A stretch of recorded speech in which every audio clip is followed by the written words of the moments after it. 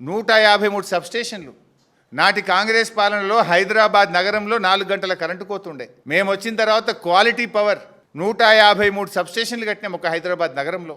ఇలా Yadadri power plant, Bhadradri thermal power plant, Bhupalpally KTIPS plant, Warangal IT tower, Khammam IT tower, Nizamabad IT tower, Mahabubnagar IT tower, Siddipet IT tower, Nalgonda IT tower, Adilabad IT tower, 2600 రైతు భవనాలు, 12,000 నర్సరీలు, 19,000 పల్ల ప్రకృతి వనాలు, 1952 బృహత్ ప్రకృతి వనాలు, 100 మొబైల్ వెటర్నరీ క్లినిక్లు, 20 లక్షల గోడౌన్ల కెపాసిటీ కలిగిన 534 నూతన గోడౌన్లు, 1200 చెక్ డ్యాంలు, కొమరంభీం మ్యూజియము, 551 పోలీస్ స్టేషన్లు కొత్తయి, మెగా టెక్స్టైల్ పార్కు, 382 బ్రిడ్జులు, కరీంనగర్ కేబుల్ బ్రిడ్జు, రైతు బంధుకు 73,000 కోట్లు, ఉచిత కరెంటుకు 61,000 కోట్లు, ఆసరా పెన్షన్కు 61,000 కోట్లు, రుణమాఫీకి 29,000 కోట్లు, రైతు బీమాకు 7,000 కోట్లు, అద్భుతమైన యాదాద్రి దేవాలయం. ఎన్ని చెప్పాలి?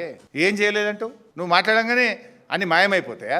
రోజు హైదరాబాద్ ప్రజలకు ప్రయాణిస్తున్న ఫ్లైఓవర్ల మీద ప్రయాణిస్తున్న ప్రయాణికులకు ఇవి బీఆర్ఎస్ కట్టిందా, ఎవరు కట్టినరో ప్రజలకు తెలియదా?